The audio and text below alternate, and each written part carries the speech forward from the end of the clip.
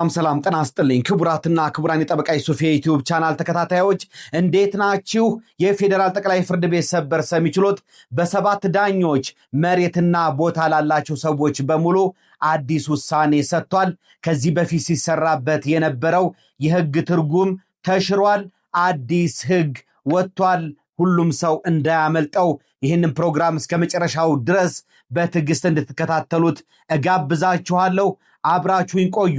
የፌደራል ጠቅላይ ፍርድ ቤት ሰበር ሰሚ ችሎት እንግዲህ የካቲት 30 ቀን 2018 በዋለው ችሎት በመዝገብ ቁጥር 244308 ከዚህ በፊት ሲሰራበት የነበረውን ህግ ሽሮታል። አዲስ ህግ ወጥቷል። የሰበር ሰሚ ችሎቱ የሚሰጠው ውሳኔ በሌላ ውሳኔ እስካልተሻረ ድረስ በየትኛውም ፍርድ ቤት በሁሉም የሀገሪቱ ክፍሎች በሁሉም ፍርድ ቤቶች ላይ በተመሳሳይ ጉዳይ ላይ እንደ ህግ ነው የሚቆጠረው። ህግ ሆኖ የሚሰራ ነው። ከዚህ በፊት እንግዲህ በመሬት ላይ በቦታ ይገባኛል ላይ የሚቀርብ የመፋለም ክስ ይርጋ የለውም፣ ጊዜ ገደብ የለውም፣ በጊዜ ገደብ የሚወሰን አይደለም፣ በማንኛውም ጊዜ ይቀርባል እየተባለ ሰዎች አላግባብ ይዞታ ተይዞብኛል ይለቀቅልኝ በሚል ከ40 ዓመትም ከ30 ዓመትም በኋላ እየመጡ በሌላ ሰው ላይ ክስ እያቀረቡ ክርክሩ ይደረግ ነበረ። አሁን ግን በሰባት ዳኞች በተሰጠው በዚህ አዲስ የህግ ትርጉም በዚህ አዲስ ህግ በከተማ የሚገኝ ቦታ በሌላ ሰው ተያዘብኝ እንዲለቀቅልኝ በሚል የሚቀርብ ክስ በ10 ዓመት ጊዜ ውስጥ ካልቀረበ በይርጋ ይታገዳል። የመፋለም ክስ የሚባል በከተማ ቦታ ላይ የለም በሚል በመሬት ላይ የለም በሚል አስገዳጅ የህግ ትርጉም ሰጥቷል። ለዚህ ውሳኔ መሰረት የተደረገው እንግዲህ በሁለት ግለሰቦች መካከል እዚሁ አዲስ አበባ ከፌደራል የመጀመሪያ ደረጃ ፍርድ ቤት ጀምሮ እስከ ፌደራል ጠቅላይ ፍርድ ቤት ሰበር ሰሚ ችሎት 7 ዳኞች ድረስ በከፍተኛ ፍርድ ቤት በጠቅላይ ፍርድ ቤት የተደረገ ክርክር ነው።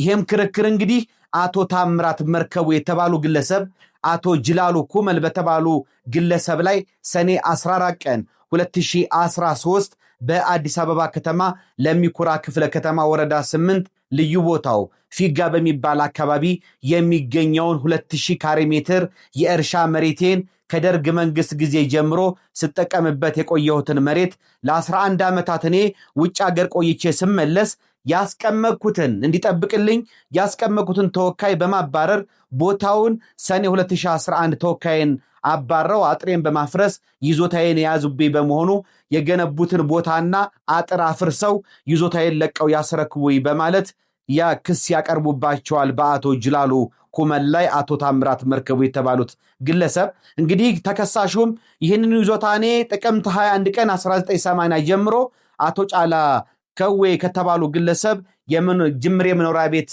ሽያጭ አድርጌ ገዝቼ ያስኩት እንጂ ከሳሽ እንደሚለው የሱ ይዞታ አይደለም፣ ለቅቄ ላስረክብ አይገባም፣ እሱ ያቀረባቸው የግብር ደረሰኞች ምናምን ሚላቸውም ራሱ ተቀባይነት የለውም፣ የዚህ ይዞታ የዚህ መሬት ባለ ይዞታ ስለመሆኑ ባለመብት ስለመሆኑ ማስረጃ የለውም፣ እንደዚሁም ያቀረበው ክስ በ10 ዓመት ጊዜ ይርጋ ይታገዳል፣ ክሱን ማቅረብ አይችልም በሚል መቃወሚያ ያቀርባሉ።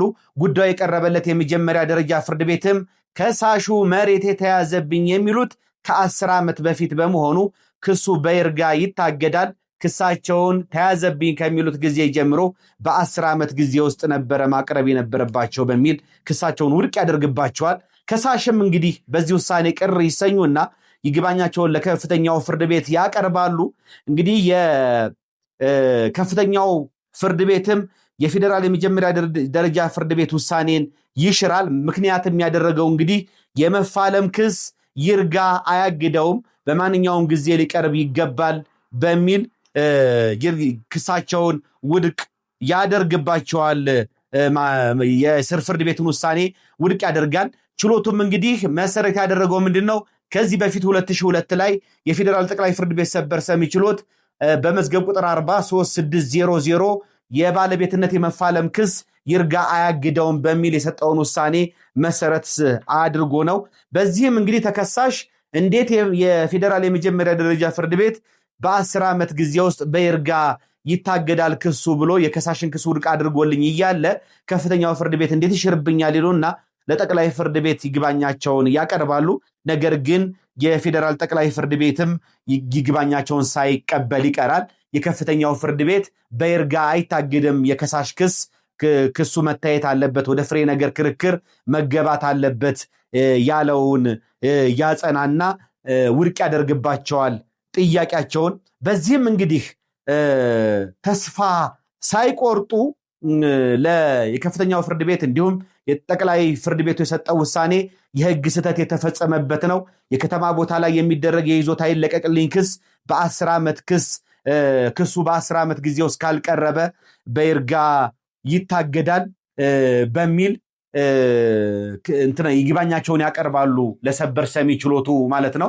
እንግዲህ ሰበር ሰሚ ችሎቱን በመዝገብ ቁጥር 43600 ከሳሽም እንግዲህ በበኩላቸው የቤት ባለቤትነት ላይ የሚቀርብ የመፋለም ክስ ይርጋ የለውም በሚል የወሰነ በመሆኑ ያቀረብኩት የመፋለም ክስ ስለሆነ ይርጋ ይታገደብኝም የሚል ጠንካራ ክርክራቸውን በሰበር ችሎቱ ያቀርባሉ። ይህ 7 ዳኞች የተሰየሙበት ችሎትም እንግዲህ ለዚህ ክርክር እልባት ለመስጠት ከዚህ በፊት በሰበር ችሎቱ የተለያዩ ተቃራኒ ውሳኔዎች የተሰጠባቸውን 3 ጉዳዮችን መርምሯል። እነዚህ 3 ውሳኔዎች እንግዲህ ከዚህ ከይርጋ ጋር የተያዙ ናቸው።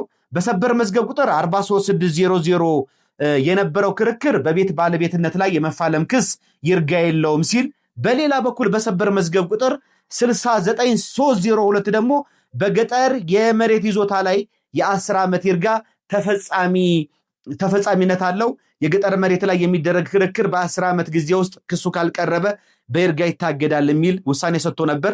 በተቃራኒው ደግሞ በሌላ 3ኛ መዝገብ በሰበር መዝገብ ቁጥር 210477 የከተማ መሬት ይዞታን አስመልክቶ የቀረበን ክርክር የባለቤትነት ጉዳይ ከሆነው ቅድም የቤት ባለቤትነት ጉዳይ ከሆነው ከሰበር መዝገብ ቁጥር 43600 ጋር በማመሳሰል የከተማ መሬት ክስ በይርጋ አይታገድም በማለት ወስኖ ነበረ። ይህ ሁኔታ እንግዲህ በመሬት ይዞታዎች ላይ ያም ማለት በገጠር የመሬት ይዞታና በከተማ የመሬት ይዞታ ላይ የተለያየና ምክንያታዊ ያልሆነ የይርጋ ተገባበር እንዲፈጠር አድርጓል። ከዚህ በፊት ሰበር ሰሚ ችሎቱ በ5 ዳኞች የሰጣቸው ውሳኔዎች ማለት ነው። እንግዲህ እነዚህ 3 ውሳኔዎችን ተቃርኖ ለመፍታትና አሁን ደግሞ በእነዚህ በሁለቱ ግለሰቦች መካከል አዲስ አበባ ከተማ በለሚኩራ ክፍለ ከተማ ፊጋ አካባቢ በከተማ ቦታ ይገባኛል ክርክር ላይ ያለውን እልባት ለመስጠት ነው እንግዲህ 7 ዳኞች የተሰየሙበት ችሎት ጉዳይ ነው አይቶ ውሳኔ የሚሰጠው። 7 ዳኞች የሚሰየሙበት ችሎት እንግዲህ በፌዴራል ጠቅላይ ፍርድ ቤት ዳኝን የፕሬዚዳንት ሲቀርብላቸው በሱ መሪነት ከዚህ በፊት የተሰጡ ውሳኔዎች ፈር እንዲይዙና አንድ ራሱን የቻለ ወጥነት ያለው ውሳኔ እንዲኖር ነው እንግዲህ የሚያደርጉት። በዚህም እንግዲህ ምንድነው ያሉት? ቀደም ያሉት ውሳኔዎችን አንድ በአንድ መርምሯል። ይህ 7 ዳኞች የተሰየሙበት ችሎት ሰበር መዝገብ ቁጥር 43600 የተሰጠውን አስገዳጅ የህግ ትርጉምን በተመለከተ ጉዳዩ የከተማ መኖሪያ ቤትን የሚመለከት እንጂ መሬትን የሚመለከት ስላልሆነ ሰዎች ደግሞ በቦታ ላይ የይዞታ መብት ነው ያላቸው፣ በቤታቸው ላይ ግን የባለቤትነት መብት ስላላቸው በቤት ባለቤትነት ላይ ቦታውን ሳይሆን ቤት ባለቤትነቱን በተመለከተ መፋለም ክስ የመፋለም ክርክር ይርጋ አያግደውም የሚለው ጸንቶ ይቆያል የሚል የህግ ትርጉሙን አልሻረው። ሰበር መዝገብ ቁጥር 6902 ላይ የገጠር መሬትን ላይ የሚቀርብ ክስን በተመለከተ በ10 ዓመት የይርጋ ጊዜ ይታገዳል የሚለውን ተቀብሎት፣ ነገር ግን ከዚህ በፊት ይህንን መዝገብ ወይም ይህን ውሳኔ ወይም ይህን የትርጉም መሰረት በማድረግ የቤት ባለቤትነትን የሚመለከት ከሆነው የመሬት የከተማ ቦታ ጋር እያመሳሰለ እንደዚሁ ይርጋ ይታገዳል በሚል ሲሰጥ የነበረውን ውሳኔም ሽሮታል ማለት ነው። ሌላው በመጨረሻ በሰበር መዝገብ ቁጥር 210477 ላይ የተሰጠውን አስገዳጅ የህግ ትርጉም ሙሉ በሙሉ የሻረው ሲሆን ለውሳኔውም እንግዲህ መሰረት ያደረገው ዋቢ ያደረገውም የባለቤትነትና የይዞታ መብትን በማምታታት በመሬት ይዞታ መብት ላይ ሊቀርብ የማይችለውን የመፋለም ክስ በከተማ መሬት ላይ ተግባራዊ ማድረግ አይቻልም የሚል ነው። የከተማ መሬት ይዞታን አላግባብ ከያዘ ሰው ለማስመለስ የሚቀርብ ክስ በ10 ዓመት ይርጋ ይታገዳል የሚል አዲስ አስገዳጅ የህግ ትርጉም ሰጥቷል። ስለዚህ የከተማ ቦታ ላይ ክርክር የምታደርጉ ሰዎች አላግባብ ቦታችን ተይዞብናል፣ አላግባብ ቦታችን የከተማ ቦታችን ተወስዶብናል ብላችሁ ክስ የምታቀርቡ ሰዎች በ10 ዓመት ጊዜ ውስጥ ክሳቸውን ካላቀረባችሁ ጥያቄያችሁ በይርጋ ይታገዳል። እዚህ ጋር ግን በ7 ዳኞች የተሰጠው ውሳኔ ጠንካራ ጎን እንዳለው ሁሉ በዚህ ውሳኔ እንግዲህ 7 ዳኞች የተሰየሙበት ችሎት ብዙ ህጎችን ነው የዳሰሰው። የህገ መንግስቱ አንቀጽ 40 ሁሉንም አንቀጾች ጨምሮ የሊዝ ህጉን፣ የገጠር መሬት አስተዳደር አዋጁን እንደዚሁም ሌሎች ደንብና መመሪያዎች በስፋት የዳሰሰ እና ጥልቅ ትንታኔዎችን የሰጠ ቢሆን ዜጎች ደግሞ በመሬት ይዞታና በመሬት ባለቤትነት ላይ ያላቸውን እንደ መብት የዳሰሰ ቢሆንም እንደዚሁም ደግሞ በህገ መንግስቱ መሰረት መሬት እንግዲህ የህዝብና የመንግስት ነው፣ ዜጎች ያላቸው በመሬት ላይ የይዞታ ባለመብትነት እንጂ ባለቤትነት የላቸውም ከሚለው መነሻ አድርጎ ነው ይሄንን የመፋለም ክስ የዳሰሰው ይርጋውን። ነገር ግን አሁንም ቢሆን በመሬት ይገባኛል ክርክር ጋር የመፋለም ክስ እንደማይሄድ ችሎቱ በዚህ ውሳኔ ገልጾ ከዚህ በኋላ ግን ለምሳሌ ከመሬት ይገባኛል ክርክር ጋር ዜጎች ወይም ሰዎች ለፍርድ ቤቶች ክስ ሲያቀርቡ በምን የክስ ምክንያት ነው የመፋለም ክስ ብለው ካላቀረቡ የሚያቀርቡት የሚለውን አትሊስት አቅጣጫ ማስቀመጥ ነበረበት። ይሄ አንዱ ደካማ ጎኑ ነው የዚህ ውሳኔ ብዬ አስባለሁ። አቅጣጫ ማስቀመጥ ነበረበት። ይሄ ውሳኔ ጠንካራ ጎኖች እንዳሉት ሁሉ አሁንም ቢሆን በባለሙያዎች መካከል ውዥንብር የሚፈጥር እንደዚሁም ደግሞ በስር ፍርድ ቤቶች ላይ ተጨማሪ ውዥንብሮችን እንዳይፈጠር እሰጋለሁ። ሌላ ሁለተኛው በሰበር መዝገብ ቁጥር 43600 በከተማ ቤት ላይ የሚቀርብ የመፋለም ክስ ይርጋ ያግደው የሚለውን ውሳኔ እዚህ ውሳኔ ላይ ሲያሰፍረው ምን ይላል? ተፈጻሚ ለማድረግም ሆነ ተቃርኖ አለው ለማለት አልተቻለም ይላል። ምን አይነት አገላለጽ ነው ይሄ? ይሄንን በተሻለ አገላለጽ አስቀምጦ ብዥታን እንዳይፈጠር ማድረግ ይቻላል። ምን ይላል? ተፈጻሚ ለማድረግም ሆነ ተቃርኖ አለው ለማለት አልተቻለም ይላል ውሳኔው። ምንድነው?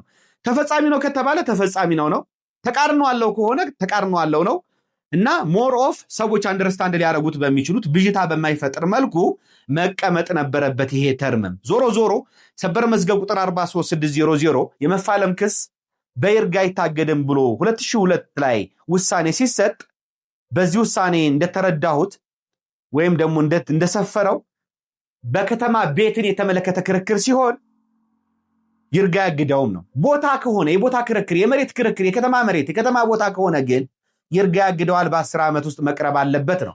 ያ ምንድነው? ከዚህ በፊት የገጠር መሬት ላይ የሚቀርብ ክስ በ10 ዓመት ካልቀረበ ይርጋ ይታገዳል የሚለውን የገጠር መሬትንና እንደዚሁም የከተማ መሬት ላይ የሚቀርቡ ክሶችን በ10 ዓመት ይርጋ ይታገዳል በሚል ሁለቱም በተጣጣመ መልኩ አንድና ወጥነት ያለው ውሳኔ መስጠት ያስፈልጋል በሚል ነው። ክቡራትና ክቡራን የፕሮግራም የተከታታዮች በዚህ ጉዳይ ላይ እንግዲህ እኛም የህግ ባለሙያዎች ጠበቆች እየተወያየንበት ነው። እንደዚሁም የተለያዩ አንጋፋና ሲኒየር የሆኑ የህግ ባለሙያዎችና ጠበቆች የተለያዩ ጽሁፎችን እያቀረቡበት ይገኛል። ይሄ ክርክር እንግዲህ ይሄ የፌዴራል ጠቅላይ ፍርድ ቤት ሰበር ሰሚ ችሎት 7 ዳኞች የሰጡትን ውሳኔ በመቃወም ወደ ህገ መንግስት አጣሪ ጉባኤ ክሱን አቀርበውት የነበሩት ግለሰብ ይወስዱታል ወይስ ደግሞ ባለበት ይቆማል? ከጊዜ በኋላ ይሄ የህግ ትርጉም ይሻሻላል፣ ይለወጣል ወይስ ባለበት ይቀጥላል የሚለውን አብረን የምናየው ነው የሚሆነው። ተጨማሪ ማብራሪያዎች በዚህ ጉዳይ ላይ ካስፈለጉ በቀጣይ መመለስ ነው የሚሆነው። አብራችሁ የነበርኩት የእናንተ ጠበቃና የህግ አማካሪ ሱፋ ከበረ የነበርኩኝ። ይህ ህግ ምክር፣ ይህ ትንታኔ ለሁሉም ሰው እንዲደርስ ሸር ማድረጋችሁን አትርሱ። ቪዲዮውን ላይክ አድርጉት። እንደተለመደ ሁሉ አብራችሁ ስለቆያችሁ ደስ ብሎኛል። መልካም ጊዜ እንዲሆንላችሁ እመኛለሁ። ባባይ